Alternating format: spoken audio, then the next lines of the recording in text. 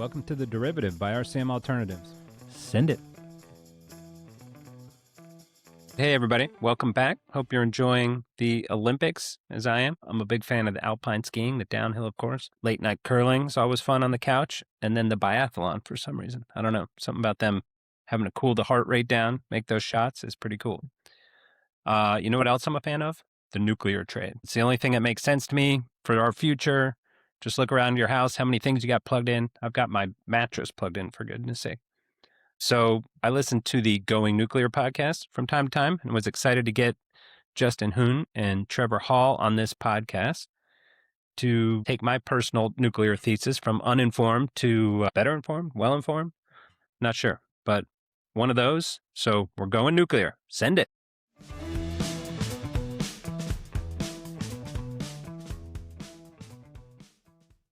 All right, everybody. We are here with Justin and Trevor from the Going Nuclear podcast. I was excited to have you guys on. I've listened to the podcast. I've personally been loading up on uranium and SMR stocks and stuff for a few years now.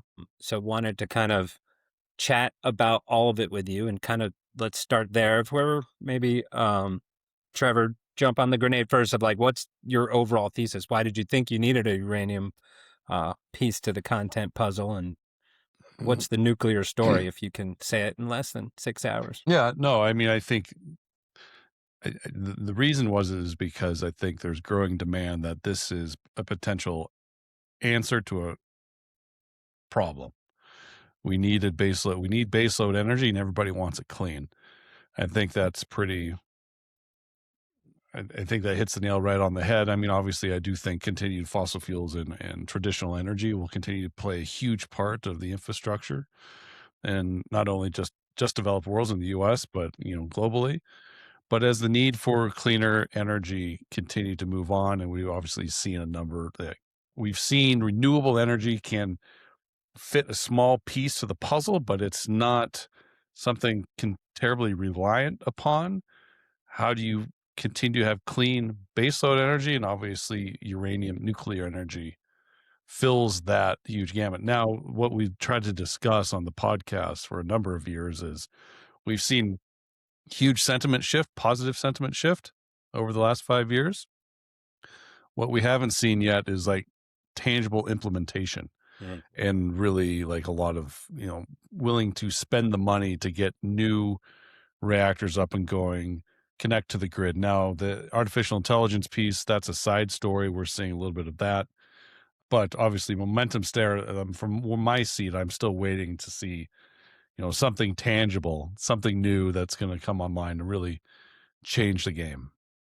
Yeah, and Justin or Trevor, if you want to jump back in, do you think the AI is kind of a red herring of like, it's brought all this attention to the space, it could just as easily take it all away? Or is it net good for the space? You want to take that, Trevor? I think yeah, sure. I mean, I think it is net good, but what we've seen is basically hyperscalers have been forced to find their own supply. And again, they're not just using nuclear energy and signing these contracts to put small modular reactors in their data center parks. I mean, they are also using coal. They are also using nat gas because those are a little bit lower hanging fruit to supply the energy to run these things. But as they continue to be forced to find their own supply, they are looking at SMRs. But again, we're still waiting for that switch to be flipped and turn things on, that really the first person in the door shows that it's safe and reliable and not a problem. We're still waiting for that. Justin, anything to add there? Yeah, I think, the AI story is definitely a tailwind, but from our perspective, this is essentially a commodity investment. It's a cyclical commodity. Uranium is. It's an irreplaceable fuel for nuclear reactors, and the growth of nuclear is definitely a positive. The very lofty goals of multiple countries around the world wanting to double, triple, quadruple nuclear capacity that's all great. But from a core commodity investment perspective, you simply have to try to predict supply and demand. So when we have the sector modeled out in terms of all of the operating reactors in the world, all of the reactors that are under construction that will be hitting the grid in the next 5, 6, 7 years, expected life extensions, expected shutdowns. We have that all very thoroughly modeled in our spreadsheets, and comparing that to the supply, it's a very obvious undersupplied market with a firm, predictable, de-risked rising demand profile. So there's a lot of supply risk here, and that's what makes it an exciting investment on a commodity perspective. So for the growth of AI, what it's primarily done from our perspective has been a de-risking of the existing reactors. So every single reactor operating in the United States is going to get 20-year life extensions to 60 years and probably 80 years. And that's a huge bump in demand. In an environment that we had for nuclear 5 years ago, we were expecting way more life extensions shutdowns in the United States at the end of their operating life. So the average life of a reactor operating in the United States right now, the average age is about 44 years. These are all getting 60-year extensions, and most of them will probably see 80 years. So that's an incredible tailwind for us. As far as 60-year extension, so they'll be online a for total 100 60-year years? operating span is what Yeah. almost all of the reactors in the United States that are operating right now have already been approved to operate out to 60 years. And they, the Nuclear Regulatory Agency in the United States, the World Nuclear Association, a number of these, the Nuclear Energy Institute, all these organizations believe that the modern boiling water, light water reactors, if properly maintained, can run to 100 years. So they're expecting that some of these reactors are going to be operating out to 100 years. So we could actually see the average age of the reactors like more than double from where they're at right now. And that's a huge, huge demand story. So that in that way, just the rising electricity demand for whatever reason, in this case, it happens to be largely driven by the growth of data centers, but that's not the only story. There's electrification of transport and of cooking and of heating, and all these things are happening, not just here, but in many places around the world. And that's all great tailwinds. But coming back to the core investment thesis, it's how much demand do we expect in the next 5 to 7 years? Because that's what you can accurately model out. You go past that based on the fuel cycle, based on mining projects that have yet to be built, but of course, based on construction timeframes for nuclear reactors. So right now, you go out 5 years, we know with a 99% level of accuracy, I would argue, barring some catastrophic event, which is always possible, what's going to be operating 5 years from now. You go out 10 years, you're starting to have to put some plugs in. What will the Indians do? What will the UAE do? What will the Saudis do? What will the Chinese do in particular? Because they're currently constructing 38 of the 70 reactors under construction globally right now. So looking at that, we just take our models. We're very conservative on the demand side, very generous on the supply side. And even with that implemented, we still see a shortfall in supply, which should mean higher prices. And that's the core of the thesis. But SMRs, fantastic. As far as we can tell, all of the evidence is there that there's a lot of interest and momentum here. But to Trevor's point, we've literally seen one built, and that was in China. There's one under construction in the United States right now. There's one under construction in Canada. There's multiples under construction in Russia, China, and other areas like that. So we've yet to really see who the winners are of these 150 plus designs that are out there. It looks like there's going to be a clear 3, 4, 5 winners that are going to have first implementation and industry understanding of the cost structure for constructing these things. And from there, we'll have to see how it goes. But for whatever reason, the big tech companies, the hyperscalers, they're interested in doing the advanced stuff and the small modular and the advanced designs. And I don't think there's been a single deal with just a standard, low enriched uranium powered light water reactor. They're all, high temperature gas reactors or sodium cooled fast reactors. They're like advanced reactor designs, and that's what they're into. I don't know why, but that's just what's happening. So you have to kind of invest on what's happening, not what you think should happen.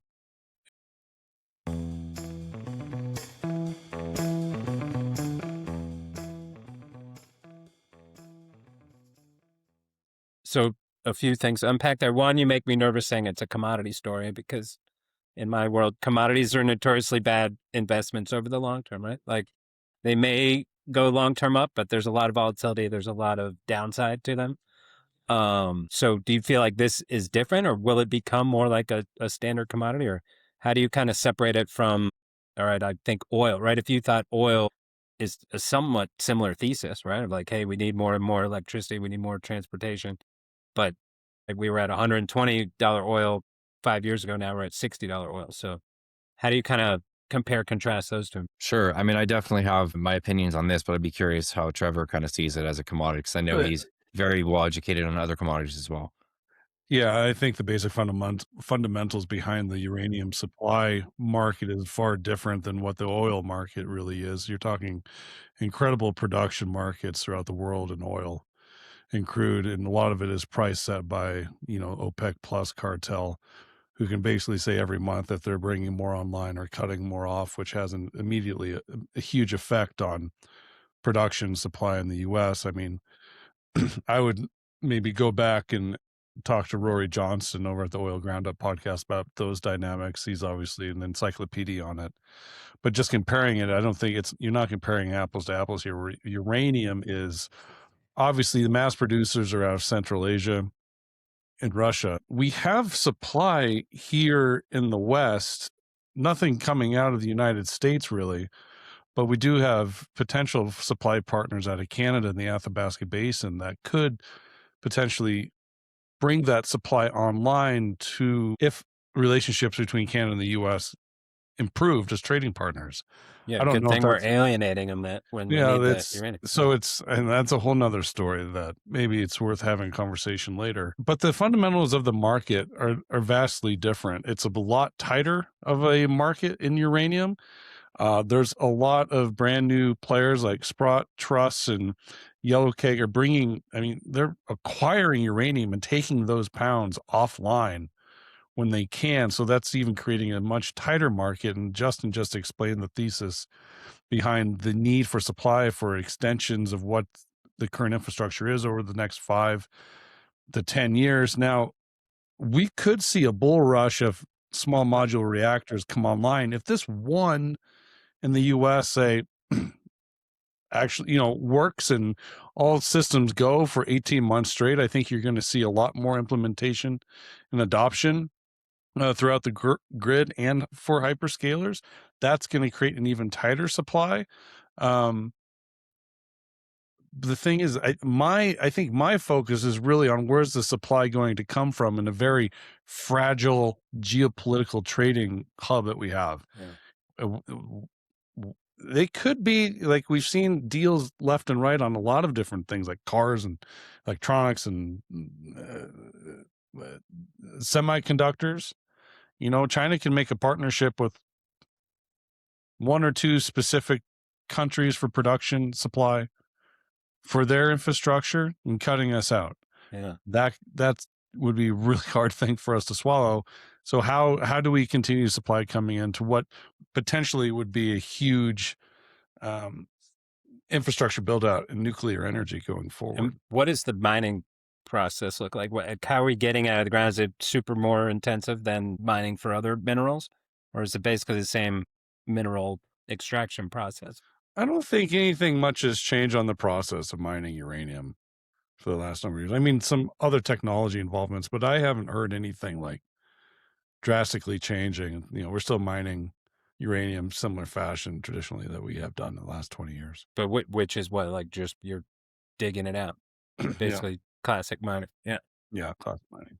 And I'm sure the uranium miners out there are probably wanting to backhand me at that statement, but well, and that's to bring it back to my oil comp, right? Like we ran out of, it was supposed to be out of oil a long time ago, but they figured out how to drill down 1,000 feet, then over 1,000 feet and access old wells and all that. The technology usually keeps pace with the price, right? The price is high enough, they'll figure out how to get more of it out of the ground. Justin, I wanted to ask you, so those extensions, that by definition, they have to use more uranium? What does that look like? Are you like refilling the pellets every X number of years?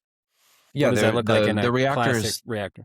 Sure, yeah. No, the reactors do a refueling about every 18 months, just to speak generally. And that's they replace about 1/3 of the reactor core every 18 months. And they burn through approximately 450,000 pounds to maybe 500,000 pounds per gigawatt of capacity per year.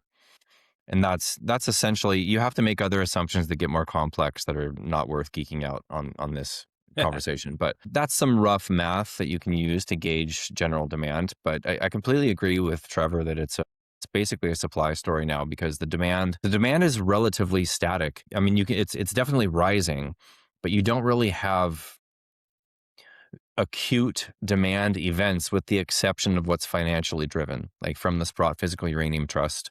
There's a lot more players right now than there were even 2 to 3 years ago that are other financial interests trading the commodity. And that's, for better or for worse, it's adding a lot of liquidity to the spot market, both on the buying side and on the selling side. So you've had the classics, the classic commodities traders that have been there sort of forever, like the Traxxas, BMC, Mercuria. There's a handful of others. Macquarie, but Mercuria, Natixis, Citibank, Goldman Sachs has been there for a while, but all of these banks and financial institutions have sort of emerged in the last 18 months, and especially last year.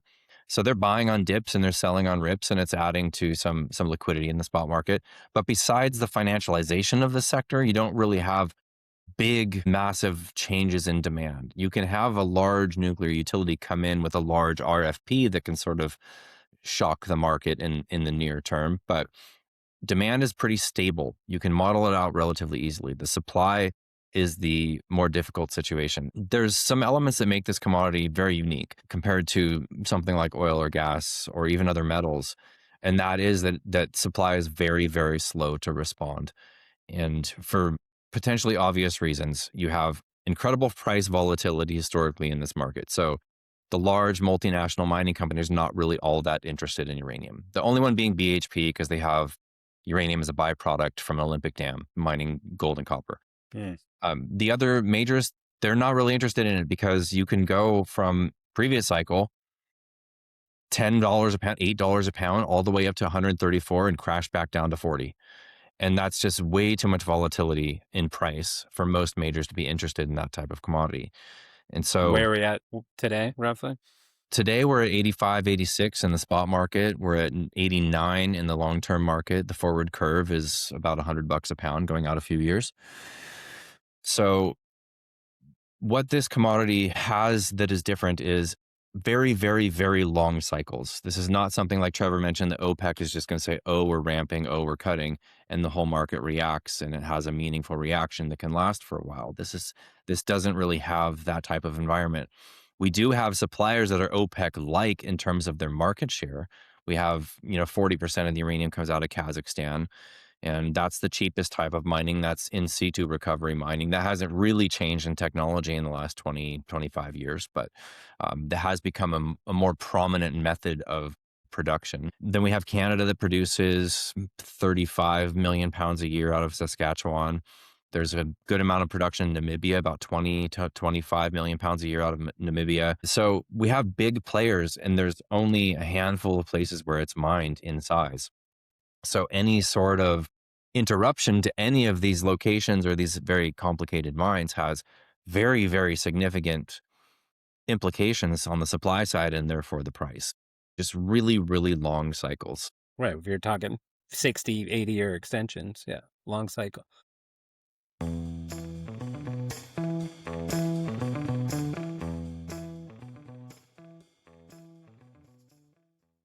What does that look like shipping it? So you're getting it out of the ground in Kazakhstan and it has to ship to the U.S.?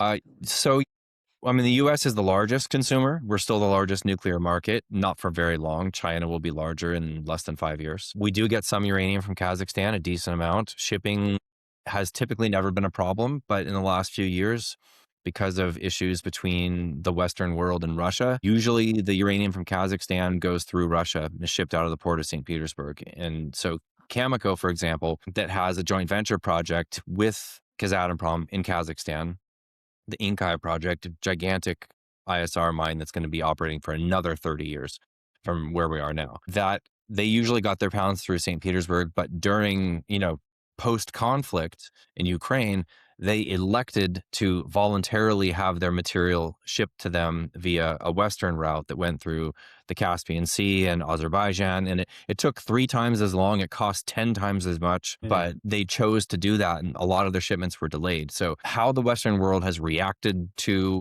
Russia's invasion of Ukraine has impacted deliveries. It's impacted the market in terms of Russia is very large, the largest market share of both conversion and enrichment. But as far as just going back to my previous comment of how long these cycles go, it doesn't really have to do with the demand.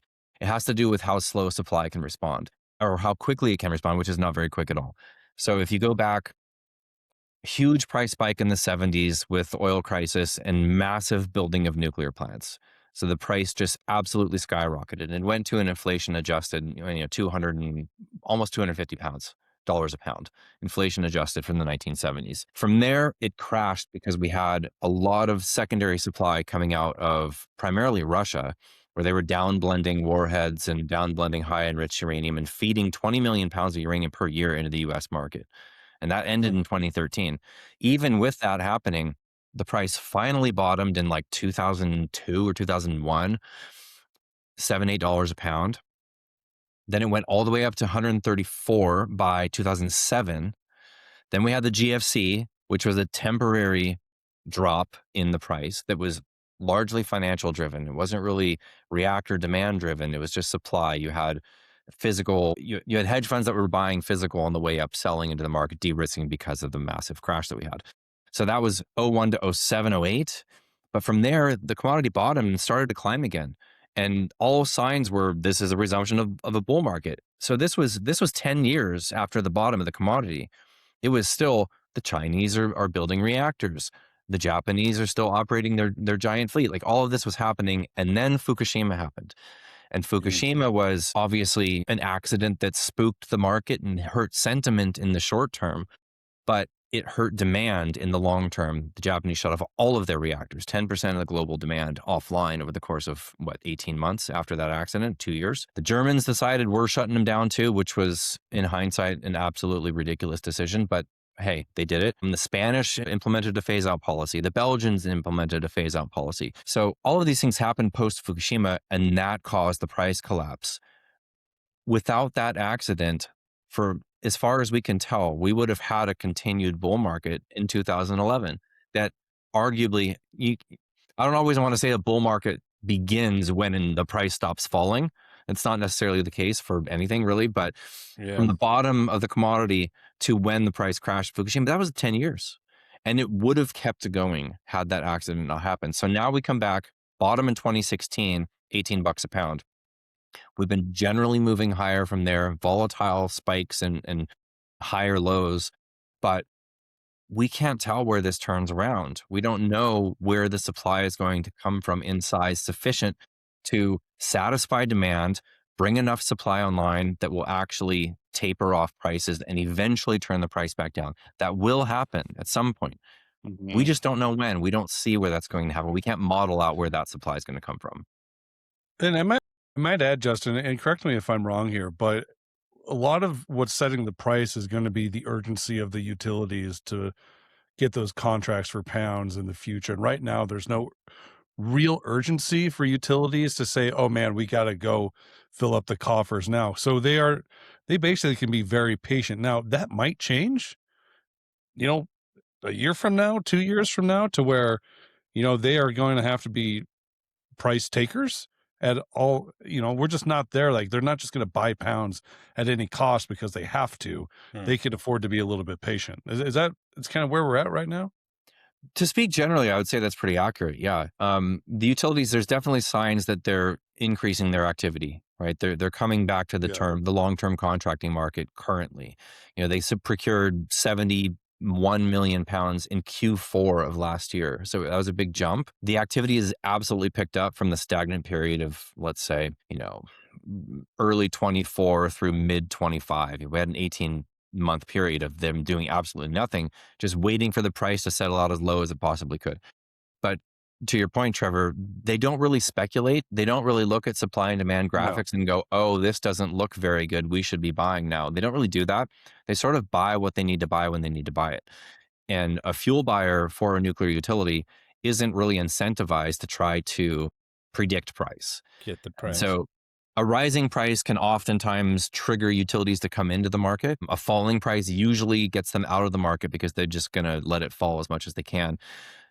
The contracts that they sign are almost always at least partially referenced to the market price at the time of delivery. So the market is so thin right now that the utilities, I'm almost kind of negating what I just said, but they do pay more attention to price now, because as time moves on, we're going to more and more and more of a percentage in these contracts that are referenced to the market, because that's what the sellers want. It's a seller's market.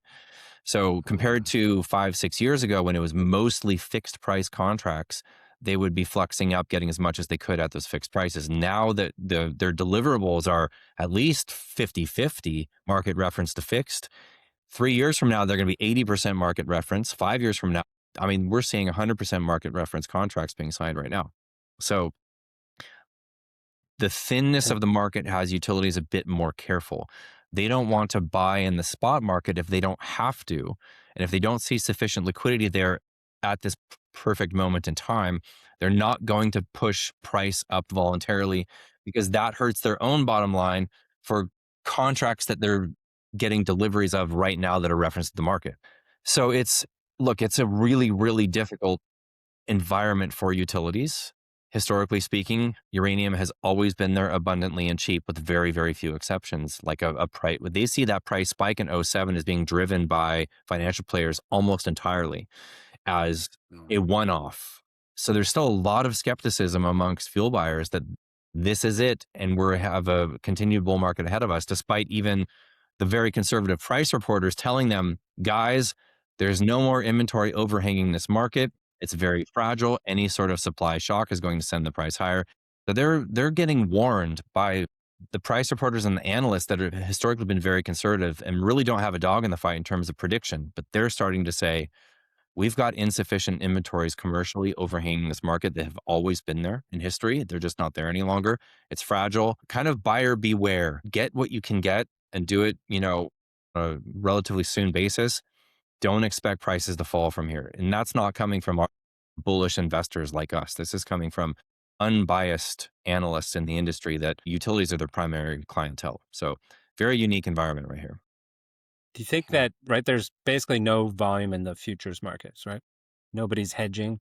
There's Is that not because they really a all futures used to be market. fixed price contract, right? If they're variable now, maybe they're get some interest in hedging, but you said they don't really have a dog in the No, I fight. mean, They're just working at the the utility. uranium market sort of is a futures market.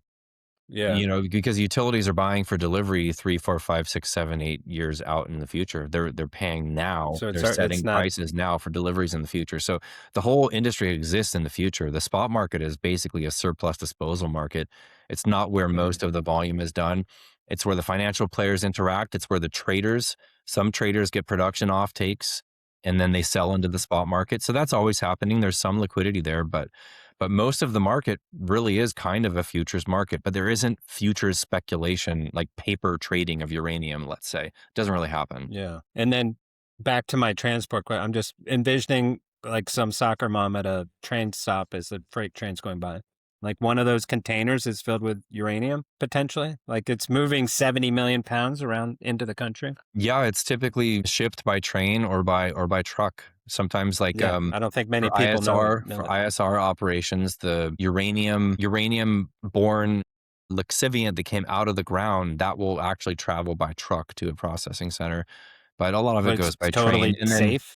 oversea by ship. There's never been an accident in the history of nuclear energy related to transport.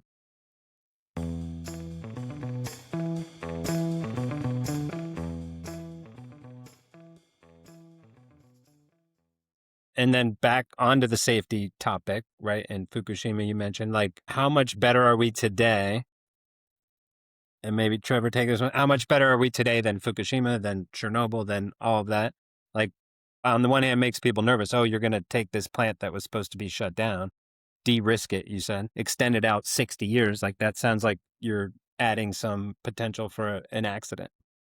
I think the overall concern following Fukushima was proven to be way overdone. Yeah, agreed. There were no casualties linked to the actual disaster itself. I think they tried to connect one death to Fukushima, but it was proven to be something not relevant. Yeah.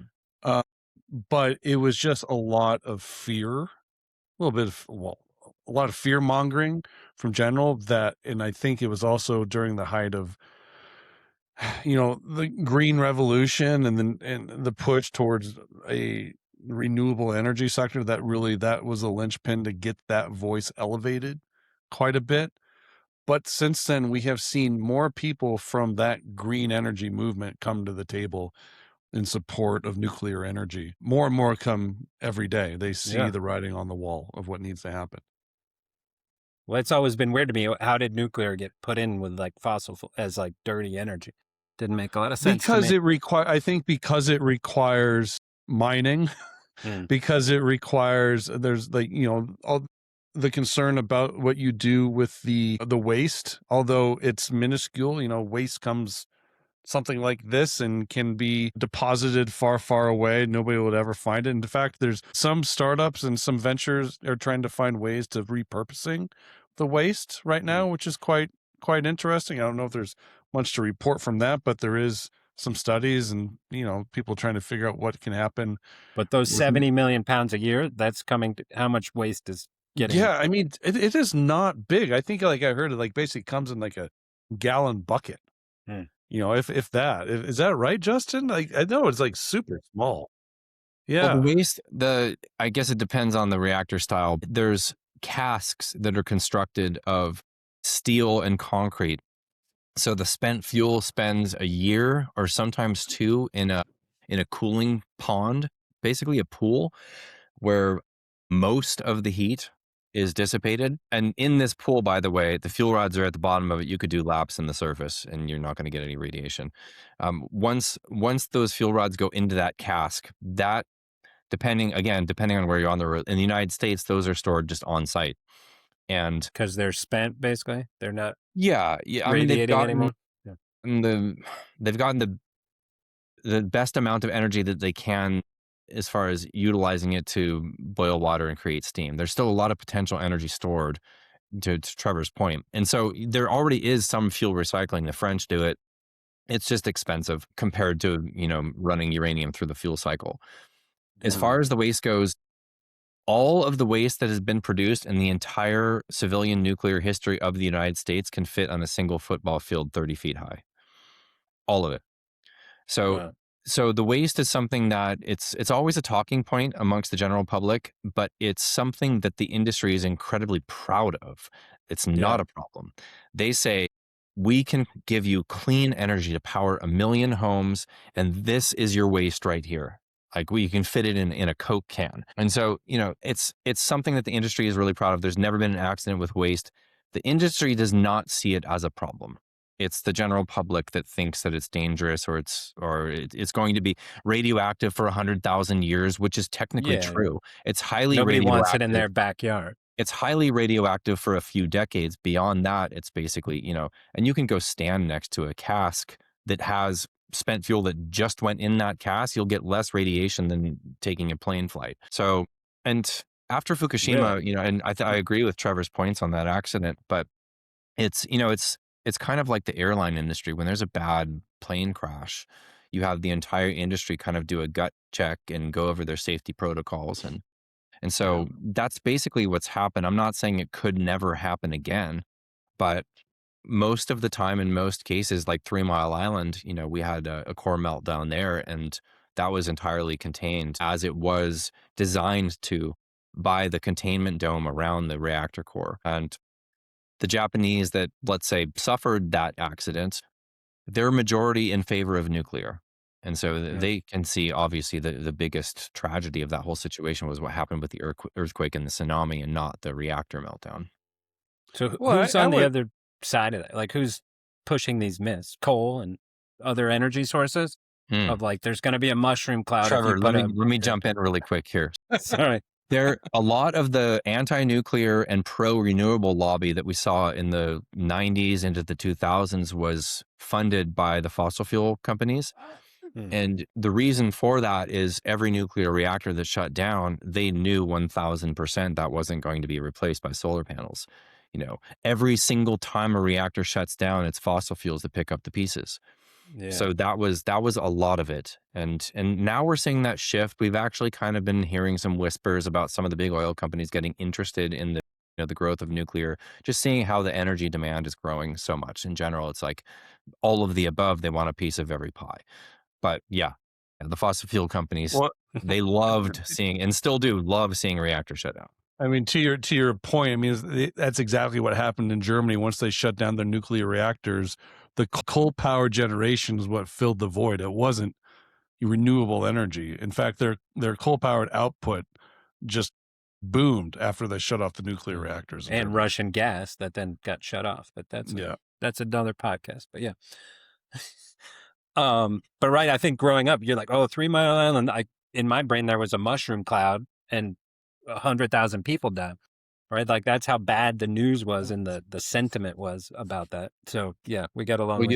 You had the concert tours going around the United States that were just absolutely anti-nuclear. I mean, it was at a fever pitch. Because it was getting associated with like the nuclear arms race between the U.S. and Russia, and everybody was so freaked out about that. Just the word nuclear caused a huge backlash. And then you had 3 Mile Island, and then you had Chernobyl, and that just killed the reactor growth in the West for a very long time. We need a rebrand, like clean coal, just something like clean coal for nuclear.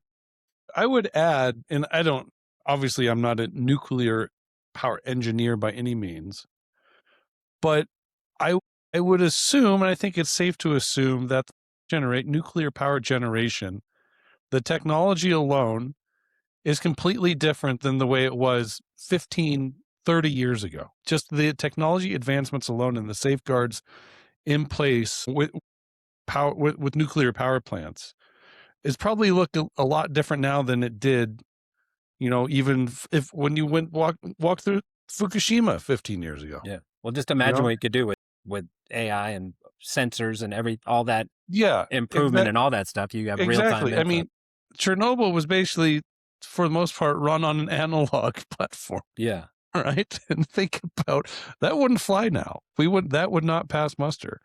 So also that reactor design did not have a containment around the core. So when the meltdown happened, there was an explosion. It just went in the environment. That literally isn't physically possible anymore. Yeah.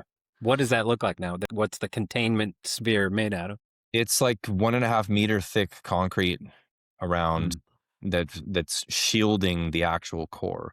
They design it basically, you can crash a 747 into the side of it and it won't penetrate the containment. What about a bunker buster? Well, I mean, that might work. You get into it. Sure, are there musicians that can destroy a plant? Absolutely. But at the same time, there's also nuclear munitions. So why you want to destroy a nuclear power plant? Just drop a nuke. I mean, hopefully not. But just the thought exercise doesn't really make a lot of sense. And then my argument for people who push back on me, I'm like, the U.S. Navy's been doing this for 60 years, right? On ships. Maybe there's been submarine accidents that we never knew about that are at the bottom of the ocean that got buried. But nope. As far as I know, not one severe accident, right? It's been unbelievably reliable. I don't know of any nuclear accident that's happened in a submarine. One of my good contacts is in the nuclear Navy and talks about this stuff all the time. As far as I know, it's the crown jewel of the operating Navy fleet is the ability to load highly, highly enriched fuel into that reactor core once and have it operate for 3, 4, 5 decades without ever refueling. It's clean, it's quiet. It's, they absolutely love the technology. That's the reason. That's the reason the U.S. government and Department of War can do it, but the public can't because there's not profitability behind it. We'll talk through that. So that was my confusion. I thought the power plants were using highly enriched and they could last 60 years. They're using some lower grade. Yes.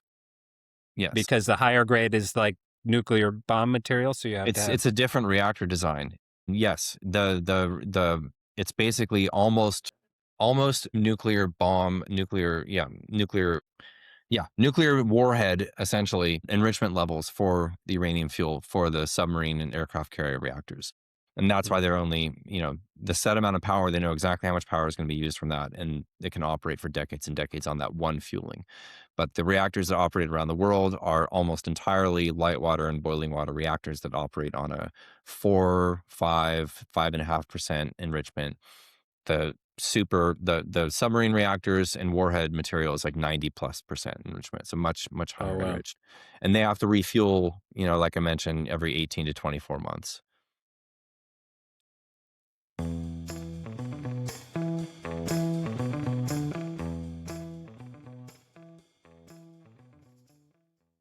Let's get into SMRs. So the SMRs are going to be which model of that? That they need to super enrich to work or no? Or that's why there's so many. In one of your podcasts, you guys said there's 160 some SMR designs. The designs are all over the place. So there are some small versions of light water and boiling water reactors, and those are definitely being promoted by a handful of companies. Most of the reactor designs seem to be trying to benefit from or push some different types of innovations in terms of how the reactors actually operate. I'm not a nuclear engineer, but the sort of leading companies right now, from what it looks like, you have TerraPower, which is building a sodium-cooled fast reactor. That's the Natrium reactor. That is 300, if I recall correctly, 340 megawatts.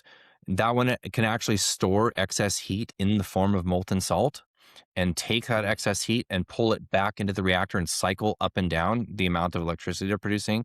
So they can go, I think, from 340 down to 100 and something megawatts. So they can actually, and the reason they design it like this is so that it could be potentially implemented into grids with renewables. Because at 1 p.m. in the desert Southwest, you have max production from solar panels, so you can cycle that down, cycle it back up when the sun goes out, etc. So that's that one. X Energy's XE100 is a high temperature gas reactor. Oklo is also an advanced reactor. NuScale is a light water reactor, but they don't really have any deals. I think of one Romania, don't seem to be leading in terms of actual MOUs. But essentially, all of these are making steam at the end of the day. Yeah, they're all just really complicated ways of boiling water, basically. Yeah. Which is so crazy to me. Like all this tech, and we're still just making steam to make a flywheel go around. Yeah. And how big are these things? Like small modular reactor is still. I mean, the small ones. An office, the size of a. If I recall correctly, the footprint of something like GE Hitachi's BWRX-300, which is probably the leading SMR design right now. It's a boiling water reactor design, low enriched uranium fuel. The footprint of that is like less than 50 acres for the entire reactor. I mean, they're not terribly. To me, using the word small modular reactors is kind of an oxymoron, because to me, it's like, that's not terribly small. It's smaller than the AP1000s. So it's like, it's not like something you can just kind of shovel into your garage, and power your. That's what I was thinking, that they're the small, like on the submarines, like that. No, small. I think my first epiphany with that is like, we interviewed Rolls-Royce last year. Remember that, Justin? Yeah. They had some images of their SMR design. I looked at this thing. It's like, that's like almost like a whole like park size type thing. It almost looks like an auditorium almost. Yeah. There are some micro reactor designs. I'm forgetting the company's name off the top of my head, but it's only like 1 megawatt of power, and it'll theoretically fit in a shipping container. It can be trucked around and used like a diesel generator. So there's that type of thing, but it's not a lot of capacity. So when we're talking about the typical SMR that like the hyperscalers are interested in, still a reasonable size footprint. But of course, if you compare that footprint to what can be produced by other clean energies like solar, for example, it's a factor of 100 to 1 in terms of the actual land use that's necessary to produce the same amount of energy. Yeah, than wind or solar. Yeah. And then the last point I would make is on the submarine and aircraft carrier type reactor designs. They're actually looking at, because the Department of Defense or the Department of War they can sort of circumvent the Nuclear Regulatory Commission, and they don't need to wait for NRC approval for anything. They can just go and do what they want, essentially. So the DoD is working on some various designs and fast tracking those to actually be critical this year. And they wanted within a 12-month period from July 4th of last year to July 4th of this year to get multiple new designs up and running and actually producing electricity in 12 months. And that's because they're like, screw the NRC. We're just going to do this thing. Let's see what we can do. And they have like you said, a 60-year history of safe nuclear operations on these small reactors. So there is interest in taking that technology. It's like, we already have this. It's worked for decades safely. Yeah. Let's just put this on land. So there is that thinking, and there's people working on that. Well, at least okay, start with powering all our bases around the country, right? Like all our Exactly. military bases. And around the Like world. my argument's been, I think within, I'd say 30 years, that's probably too soon, that every large university will have an SMR powering their whole campus, right? Of like, we're literally zero emissions now, not just buying carbon offsets or whatever. Sure. Like we're actually zero emission. But I thought could be in a small building, not the size of Some of the micro reactor designs are significantly smaller, like I said, potentially truck mounted. But most of the SMRs that we're generally talking about are 75 to 350 megawatts. They're larger. They're just smaller than a big one. And is the Department of Defense, I'm still going to call them defense, I haven't moved over to war yet, are they partnering with these private companies? Like they must be, right? No?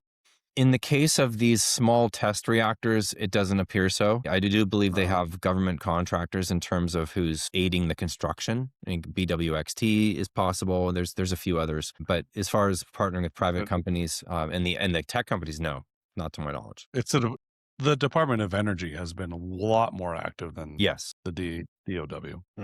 Yeah. I mean, Secretary Chris Wright, who was an oil and gas guy, he was actually on the board of Okla before he came over to Washington. So he's got a lot of ties to the SMR industry.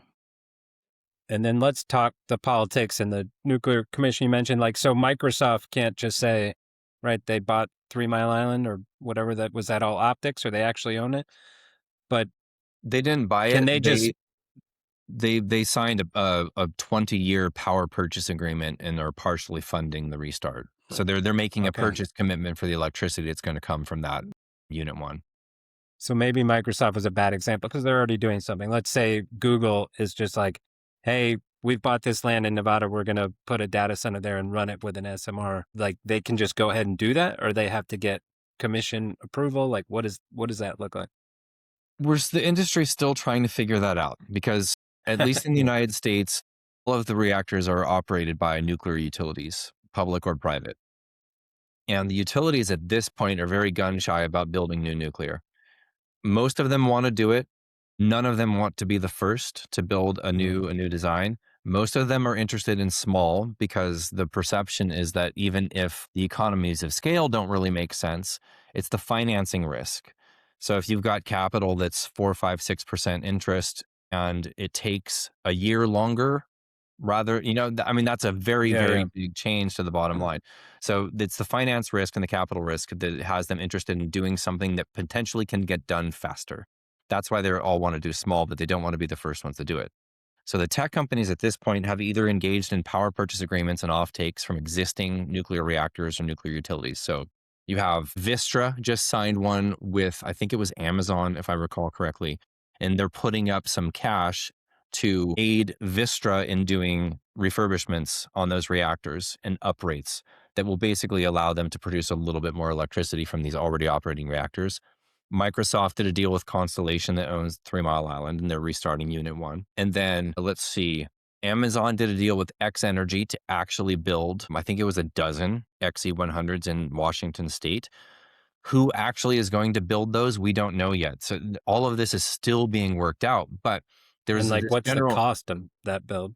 Yeah, I mean, billions. They have cost estimates, but we still don't have first of a kind to be able to say this cost this much. But if I was going to build an old school big nuclear plant, right? What is that? Tens of billions of dollars? Well, Vogtle 3 and 4 were 30 billion for those 2 reactors. 3 was 20 billion. 4 was 10. So, the cost got cut in half by building a second reactor. Yeah. And that's just how much, once you get nth of a kind, you can really start to see those cost savings. But it's estimated. So, the deal that the U.S. just did with Japan, with the Japan funding, what was it, $350 billion investment fund in the US, that 80 billion of that is being earmarked to build 10 new AP1000 reactors. So just seeing the major mistakes that were made, and there were so many mistakes made at Vogtle. But from Vogtle 3 to 4, having the cost get cut in half, they think, okay, if we build 10 of these things, we can probably do that at 8 billion per reactor. And that's in the US, it's a third of that cost in China.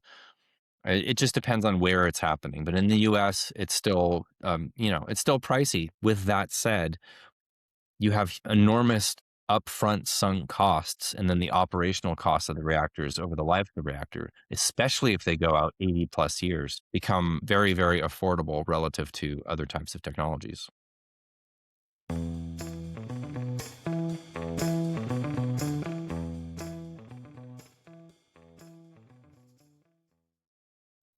Where were the Vogtle in Georgia reactors? Georgia. In Georgia. So those are a known mess up, screw up.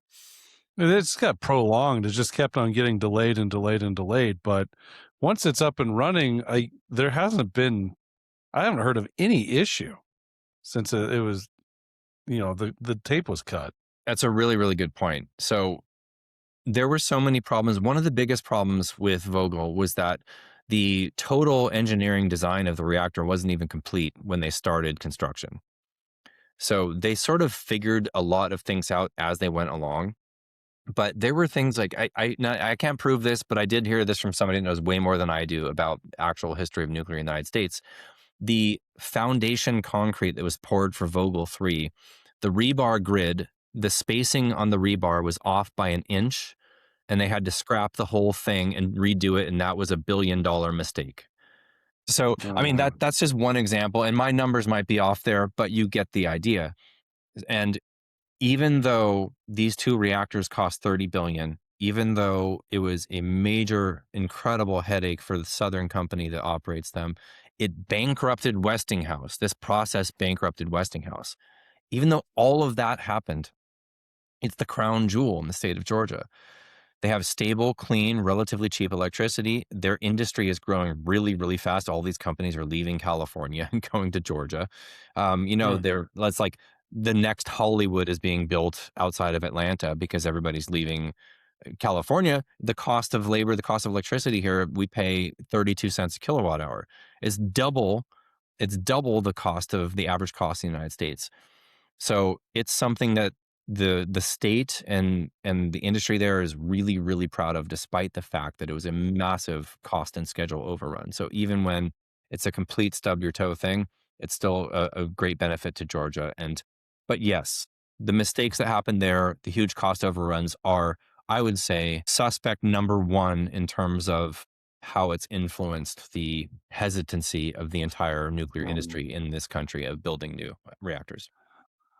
I would also argue it just kind of shows you the societal challenges we have of the willingness to take on big projects, not just nuclear energy, just to think all long around. term.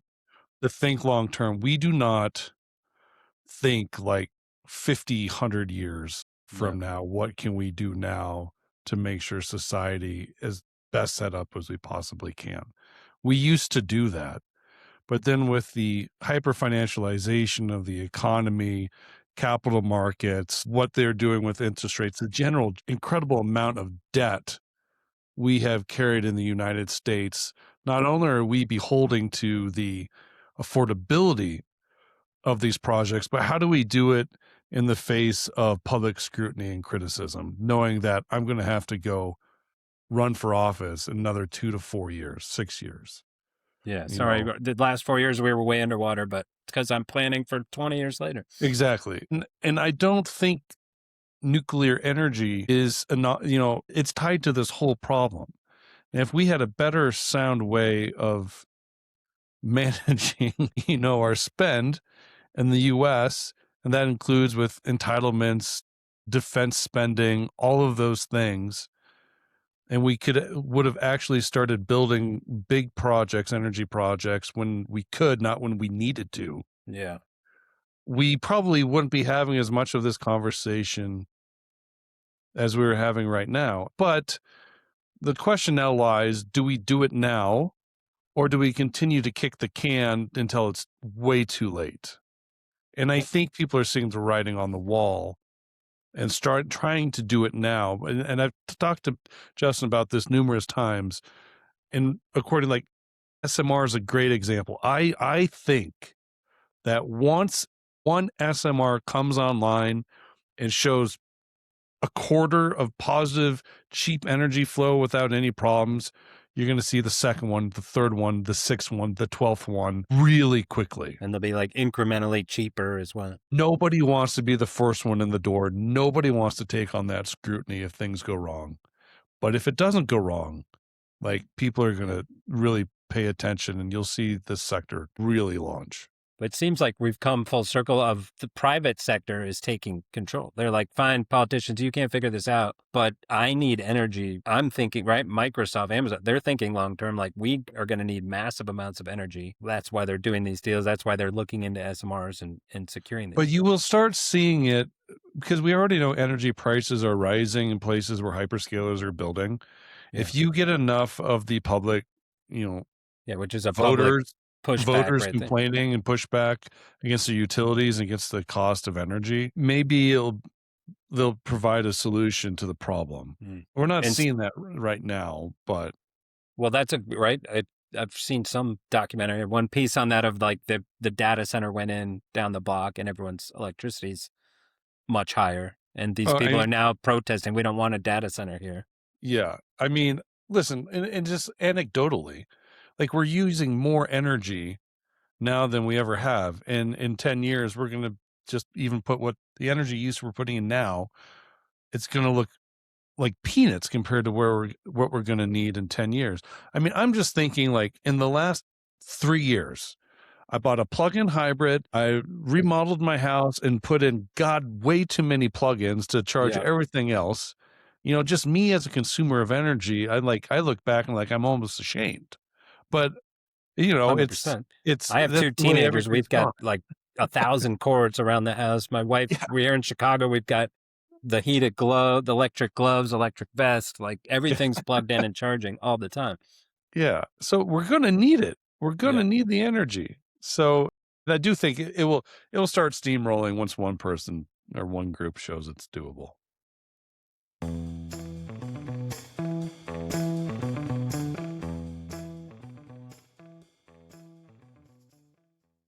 Any last thoughts to wrap it all up? Tell us a little bit. We didn't talk much about the podcast. You touched on different topics and guests you've had, but you're going to keep going. The thesis is only getting stronger, so you might as well, right? We're going to keep going until Justin tells me to bugger off. Yeah, onward and upward. Yeah, I completely agree with Trevor's last comments. I think that what I find most interesting in terms of the hyperscaler influence on this particular sector is, especially I'm watching Amazon here, because we've already heard that Amazon has kind of been sniffing around the fuel cycle, and that was over a year ago that the early whispers of that happening. So we just saw Amazon do a deal for an offtake directly from a copper mine in Arizona. This is a couple of weeks ago. And so they know they need copper for their data centers. They're going directly to the source out of the ground for that copper. And we believe that, let's say over the next 5 years and probably sooner, as these deals get more solidified, as more deals are made between hyperscalers and either nuclear operators or actually them funding the building of their own reactors at their own data centers, because this theme that's growing right now with the data centers is bring your own generation. You can't just show up and build these data centers and hope to get what you need from the grid. And however that influences the grid and the pricing for the surrounding communities, oh well, that's not something that's going to keep happening. So they have to show up with their own generation. And oftentimes right now that's solar and batteries and or gas. But gas turbines are basically sold out. It's energy is the limiting factor on the growth of AI. So I believe that they're going to continue to make new deals and fund the actual construction of these small reactors and potentially large reactors. And when they do, once they get to that level of commitment that, oh, this is happening, I think they're going to make sure that they have sufficient fuel to operate those.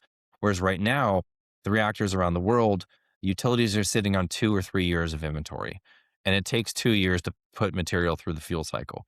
There's really not very much of a buffer. It's like, oh, that sounds like a lot. Yes, it does give them a little bit of flexibility during price fluctuations. But generally speaking, they have to hold that inventory. They always have an additional core load on site, always, always, always. And then they have 2 or 3 years of inventory across the fuel cycle because of how long it takes to move through the fuel cycle. So will somebody like Amazon, who just invested, let's say, $5 billion to build a half dozen XC100 reactors in Washington, are they just going to hope that the fuel appears on time for those to be operating their data centers? Probably not.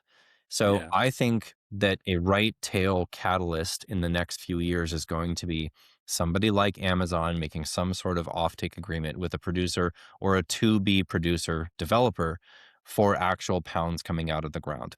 I can't guarantee that's going to happen, but it's on my wish list. And I think if I'm a betting man, and I suppose in this sector I kind of am, I'm betting that something like that disrupts it. And it, you know what? And if I'm wrong, that's okay. Something else will. Yeah. I don't know what's going to disrupt it. You just have to see that the conditions are there for disruption. They 100% are. So all is looking good. feel And like- we'll keep doing this as long as Trevor will have me. I feel like the current administration doesn't lend itself to Amazon announcing a deal with Kazakhstan of, hey, we've secured rights to this supply. We're going around the government here. Yeah. I mean, They'd probably get slapped on the wrist, or if not worse. the Chinese and the Russians are already they already have the most joint venture projects in Kazakhstan, but they're also contracting with the Kazakhstan mostly state-owned operator Kazatomprom. So they have their own projects there that are JVs, but they're also buying more from the 100% owner of projects, which is Kazatomprom. So I don't know how much is going to be there left over even for the tech companies, but they'll likely buy domestic and or from allies. There's big development projects in Canada, wink, wink. I think it's highly likely that some offtakes will be signed with some of those projects in the next few years. That's what I'm looking for. Is there uranium in Greenland? Is that the Greenland thesis? There is, but that's not. I don't think that's the reason there. I think We there's had a much natural bigger. resources guy on. He's like, no, there's nothing in Greenland. We don't need any of the resources in Greenland. I don't know what's happening. I think it's geographic strategy more than anything. Yeah. Awesome, guys. Thanks so much for your time. It's been fun. We'll put links to the podcast and to your other ventures in the show notes. And Thank you, sir. We'll talk to you next time. Thank you. Go It's been a uranium. pleasure. Thank you, Jeff. Okay, that's it for the pod. Thanks to Justin. Thanks to Trevor. Sorry I called you Travis a few times. Thanks to RCM for hosting. Thanks, Jeff Berger, for producing. We'll be back next week with a South African farmer turned ag trader. Still lives there on a rhino ranch. So not every day you get to talk to somebody on a rhino ranch on the pod. So tune in next week. Peace.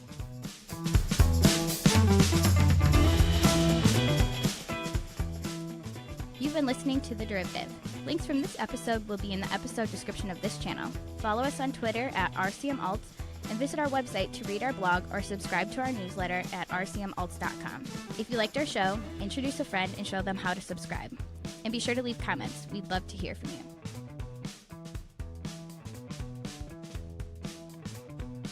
This podcast is provided for informational purposes only and should not be relied upon as legal, business, investment, or tax advice. All opinions expressed by podcast participants are solely their own opinions and do not necessarily reflect the opinions of RCM Alternatives, their affiliates, or companies featured.